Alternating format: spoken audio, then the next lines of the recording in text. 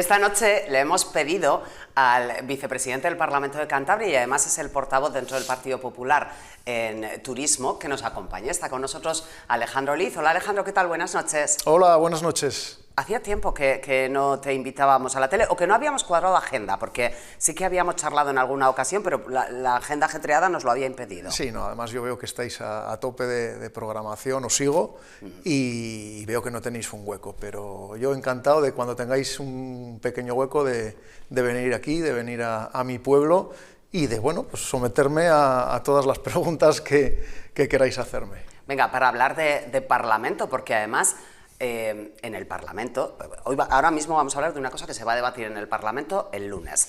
Lleváis una proposición no de ley, el Partido Popular, en contra del Real Decreto este que obliga, para que nos entiendan en casa, obliga ahora a los hoteles, por ejemplo, a pedirte un montón de documentación y un montón de datos antes de registrarte. Sí, efectivamente. En el año 2021 se aprobó un Real Decreto por parte del Gobierno de Sánchez que modificaba la Ley de Seguridad Ciudadana en el sentido de requerir pues, una cantidad tremenda de datos, en muchos casos datos íntimos. Ese decreto, pues por presiones de todo el mundo, del sector turístico, etcétera, de los hoteles, de todo, pues se consiguió que se pospusiera su aplicación. Pero ya desde el 2 de diciembre del 2024 ya está en vigor.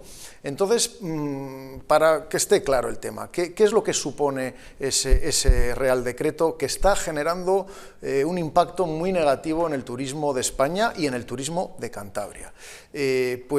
Supone que cada vez que uno va a un hotel, a un hostal, a una pensión, a una vivienda turística, a una vivienda rural, o cada vez que uno quiere alquilar un coche, pues te piden del orden de 40 datos. Hasta entonces uno iba a un hotel o a cualquier establecimiento y no eran más de 12 o 15 datos, pues el nombre, los apellidos, el DNI y 4 cosas más. Y uno hacía el check-in rápidamente, tomabas posesión de la habitación, que es lo que quieres cuando llegas a un hotel, y Santas Pascuas. Pero no, a partir desde el 2 de diciembre del 2024 se está exigiendo el triple de datos. ¿Eso qué supone?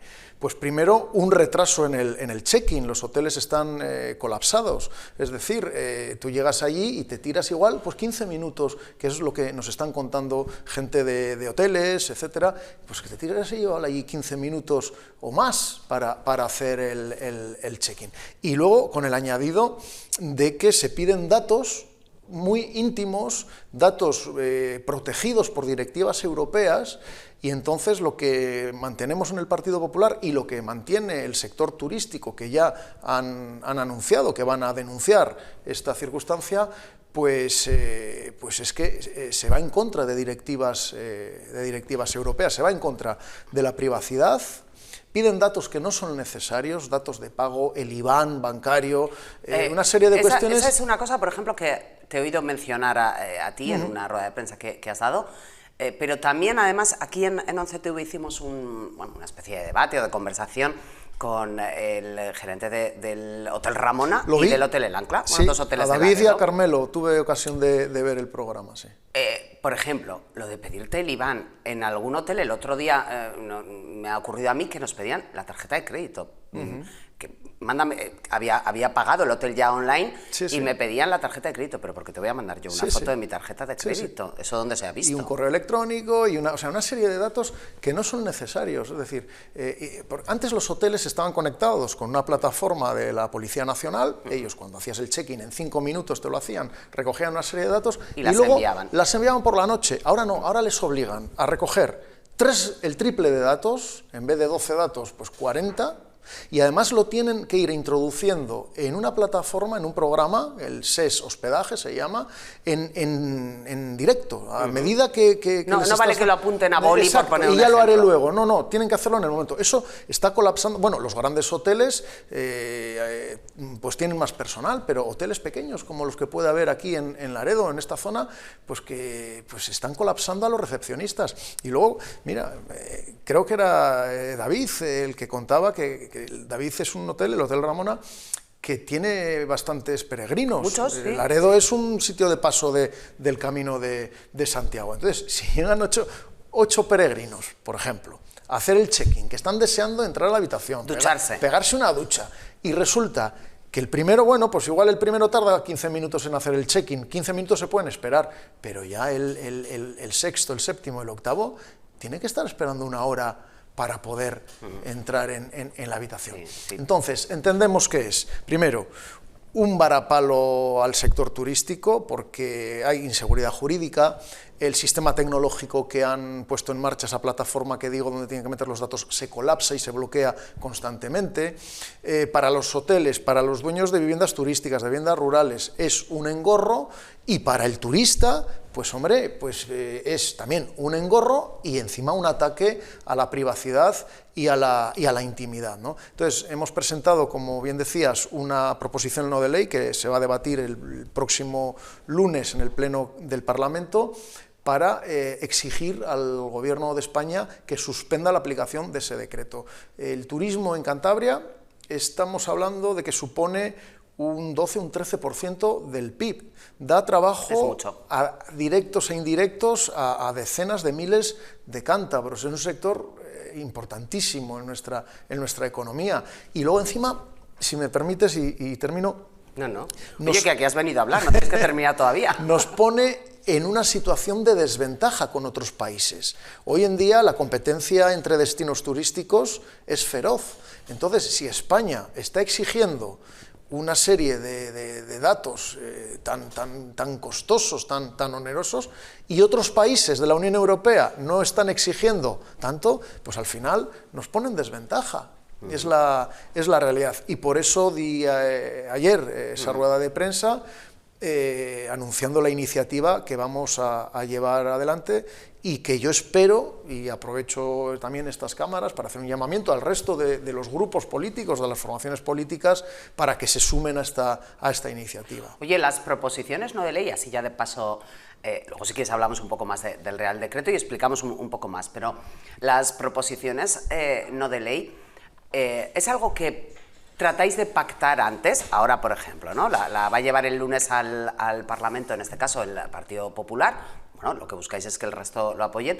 Esto se suele hablar con el portavoz de turismo, por ejemplo, en el PRC, o con el portavoz de turismo en el PSOE, a ver si se puede alcanzar un objetivo común. Por supuesto, eso es la tónica general, tanto de nosotros, tanto como el del resto de grupos, como el resto de grupos. Cuando presentan alguna iniciativa, pues siempre intentan recabar el apoyo de los demás grupos. Y yo soy inasequible al desaliento, es decir, yo sé que la mayoría de las veces el Partido Socialista, que está situado en el no por el no y vamos a votar a todo en contra, aunque sea bueno para Cantabria, pues aun sabiendo que es muy raro que nos apoyen alguna iniciativa, yo siempre me dirijo a ellos también. ¿Tú les llamas también? Sí, no tengo ningún... Que no sea porque yo... o porque ningún compañero mío les hemos llamado. Y en esto, bueno, pues yo me dirigiré a ellos también para que lo apoyen, pero lo dudo mucho por una razón, porque este decreto que ha hecho Marlaska como ministro de Interior y que está inspirado por Pedro Sánchez, pues Pablo Zuloaga no se va a enfrentar a sus jefes, ¿no? Entonces, porque lo que estamos viendo en el Parlamento es que Pablo Zuloaga lo único que hace es replicar aquí la voz de su amo en Moncloa. Entonces, pues es triste, pero lo más seguro es que el lunes el Partido Socialista de Pablo Zuloaga en el Parlamento, en vez de defender al sector turístico, que es tan importante para nuestra región, para Cantabria, pues va a estar más defendiendo a su jefe. Yo te oí en esa rueda de prensa, tuviste unas palabras para Pablo Zuloaga muy críticas, ¿eh? Bueno, es que... Es que dijiste que era un mini Sánchez de cercanías. Bueno, vamos a ver, es que es la realidad, es que está actuando como tal. Yo entiendo que es del Partido Socialista y que su jefe es Pedro Sánchez, pero a veces no, siempre los intereses de tu tierra tienen que estar por encima de los intereses de tu partido. Yo concibo la política de esa manera. Y este señor, pues es eso, es un Sánchez de cercanías. Sí. No me parece tampoco ofensiva la definición, me parece bastante exacta. bueno, ya veremos qué es lo que ocurre el lunes en el Parlamento. Una proposición no de ley, ¿para qué sirve, Alejandro? Esto, ojo, yo creo que te lo he preguntado más veces cuando has venido aquí, pero a mí me gusta que la gente entienda en casa un poco qué se hace en el Parlamento de Cantabria. En el Parlamento de Cantabria, si se aprueba una proposición no de ley, ¿para qué sirve? Porque no es una ley que vamos a poder aplicar nosotros. En el Parlamento se legisla, esa es la definición más genérica, ¿no?, más básica, y dentro de esa legislación o dentro de esas iniciativas hay diferentes iniciativas, ¿no? Están los proyectos de ley, las leyes, están las proposiciones no de ley, están las mociones. Entonces, las proposiciones no de ley, que es por lo que me preguntas en concreto, no tienen fuerza ejecutiva, son iniciativas pues para exigir que el Parlamento se posicione sobre algo.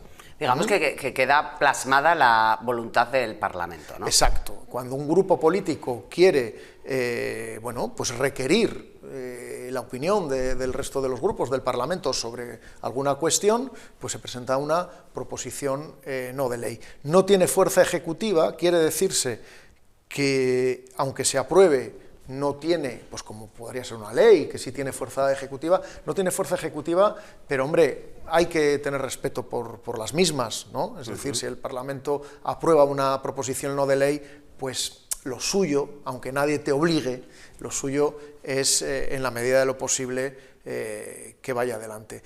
La mayor parte de las proposiciones no de ley las presentan los grupos de la oposición, pues para requerir al gobierno algo, para exigir al gobierno alguna cuestión, pero en este caso nosotros, el Grupo Popular, que somos el partido de gobierno en Cantabria, hemos presentado esta proposición no de ley para exigir a otro gobierno, es decir, al de España, que es el que, como digo, ha sacado adelante, ha puesto en marcha este Real Decreto que repito, y no me canso de decirlo, es demoledor para el sector turístico. También creo, si no me equivoco, que en esta proposición no de ley lo que incluís es, bueno, pues la petición, aparte de que el Real Decreto se derogue, de que se llegue a un acuerdo con el sector, ¿no? De qué datos sí que pueden ser necesarios por lo que sea, porque algún motivo habrá que justifique este Real Decreto, y qué datos ya, bueno, pues pueden complicarle mucho la vida al sector. O sea, que se llegue a un acuerdo o que se negocie con la parte implicada, ¿no? Efectivamente, es que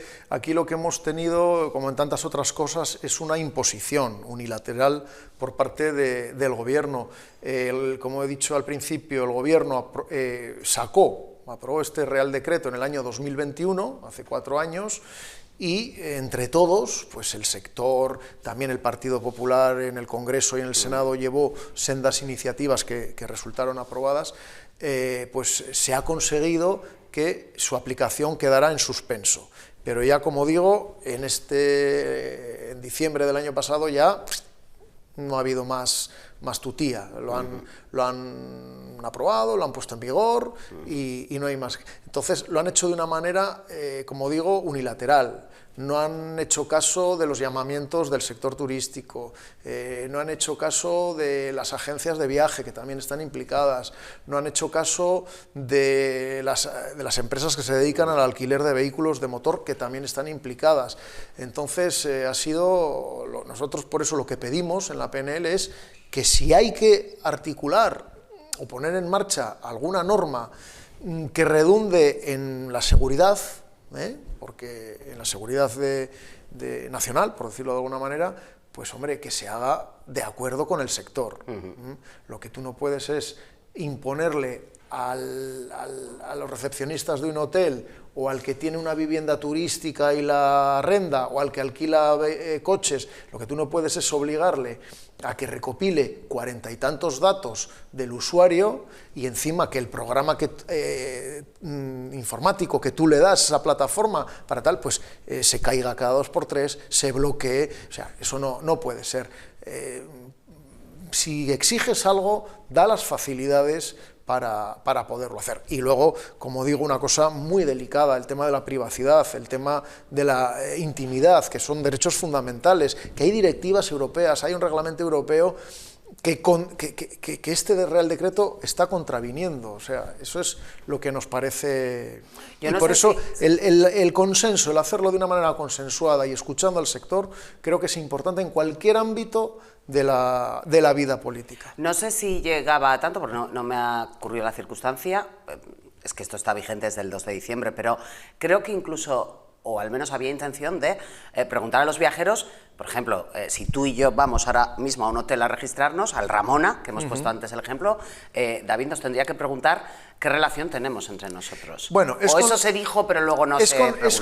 Es con los menores, es decir, vale. Cuando alguien va con menores hay que acreditar la relación de parentesco con los menores. Tal. Bueno, eso puede tener un sentido. Sí, bueno, esa es la... Pero bueno, son datos y más datos, y recopilar los datos del niño y del otro niño y del otro niño. Eso que dices tú, bueno, pues casi estamos en eso. Eso es lo que se hacía cuando Franco, ahora que están hablando que a Sánchez le interesa tanto revolver. Qué bien te ha venido, y que me pregunte esto, Cuando tú ves las películas, yo no lo viví, lógicamente, pero cuando ves las películas de cine de barrio, que llega allí un chico, una chica a un hotel, te pedían el libro de familia. Claro, el libro de Bueno, familia, para demostrar que estabas casado con ella. Bueno, pues todos esos resabios y todas esas malas costumbres de entonces, este señor las está recuperando. Sí, es así. Es el gran hermano turístico.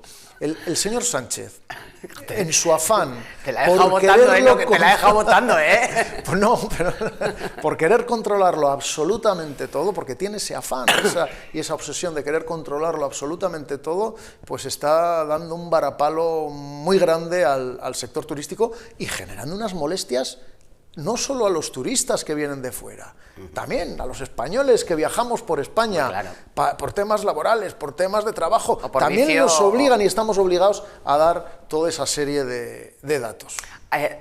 Has aportado, creo, un dato, que 500.000 turistas tuvo Cantabria en 2024. Cantabria tuvo en torno a 500.000, creo que más, 500.000 turistas, y dejaron en torno a 500 millones de euros, que es algo como para tener en cuenta. Es nuestra gran industria. El turismo representa, como decía, una parte importantísima, tiene un peso importantísimo, un 12 o un 13% en nuestro Producto Interior Bruto. Es un porcentaje efectivamente muy alto. ¿Cómo lleváis en el Gobierno de Cantabria el tema de las viviendas turísticas? Bueno, pues mira, las viviendas turísticas es algo que hay que regular. Las viviendas turísticas es un marrón que está ahora mismo encima de la mesa, Alejandro. Pero hay que regularlo. Sí. El Gobierno de Cantabria y su consejero están decididos, no es que estén decididos a regularlo, es que están trabajando en esa nueva normativa que ponga un poco de orden en las viviendas turísticas, pero quieren hacerlo, al contrario que Sánchez, quieren hacerlo consensuando con todas las partes afectadas. Sí es cierto que la idea era haberlo sacado antes, pero bueno, pues a veces en la vida las circunstancias, y cuando quieres hacer las cosas bien y contando con la opinión de todos los afectados, pues a veces eso retrasa los trámites.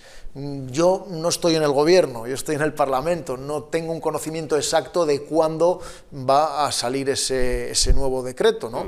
Pero por ahí se ha dicho que la idea es hacerlo antes de verano. ¿Pero la idea sigue siendo dejarlo un poco en manos de los municipios o será el propio Gobierno de Cantabria el que establezca las normas? Bueno, aquí todas las partes tienen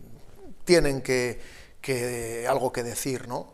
El Gobierno de Cantabria tiene que decir, los municipios también, por supuesto, Entonces esperemos que salga pronto, que salga bien y que se ponga un poco de orden en algo que está bien, que tampoco hay que demonizar, Ojo, no. Regular no es censurar. Yo sé que hay otros partidos que, si fuera por ellos, prohibirían las viviendas turísticas y prohibirían el que una familia con el dinero de fruto de su ahorro, de su trabajo, que ha querido comprar una vivienda o que la ha heredado y que legítimamente quiere sacar un provecho y mejorar su salario o mejorar su pensión. Hay gente que ha ahorrado toda la vida para tener una pequeña vivienda y eso le sirve cuando se jubila para mejorar y completar su calidad de pensión. vida, sí. Entonces yo sé que hay partidos políticos que están demonizando las viviendas turísticas de una manera desaforada, y nosotros no estamos en eso en absoluto, somos muy respetuosos con la propiedad privada.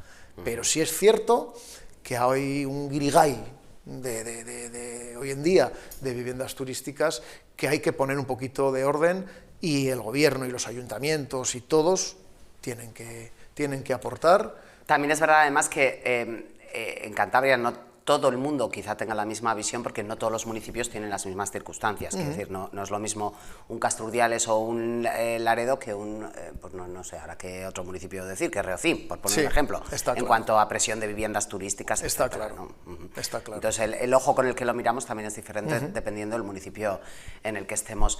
¿Qué tal la vida parlamentaria, Alejandro? ¿Satisfactoria? Bueno, pues vamos a ver, cuando te gusta la política, cuando tienes vocación de servicio y ganas de hacer cosas por los ciudadanos, ¿no? Por tus convecinos, pues es una satisfacción poder estar en el Parlamento y poder pues intentar aportar tu granito de arena. Estoy contento, sigo muy pendiente siempre, como ¿Sigues sabes. la actualidad, Pejina? Sí, hombre, por supuesto, es inevitable.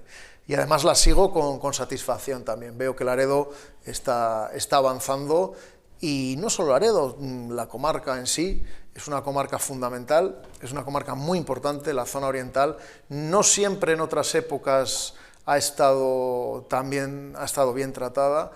Yo, que soy vecino de aquí, sé del abandono que en otras épocas, en otras legislaturas, hemos sufrido por parte del gobierno de Cantabria, y no es el caso ahora. El gobierno de María José Sáez de Buruaga apuesta mucho y valora mucho la importancia que tiene toda la zona oriental y, por supuesto, que es donde estamos, Laredo. Y sigo la actualidad, y bien. ¿Quieres que hablemos de la actualidad? Se nos acaba casi el tiempo, pero si quieres... No, es una broma. Alejandro, que estaremos pendientes de lo que ocurra el lunes en el debate del Parlamento. La verdad es que nos parecía, o a mí me parecía muy interesante este tema del Real Decreto y esa obligatoriedad que tienen ahora pues desde el sector turístico a pedirnos tantísimos datos.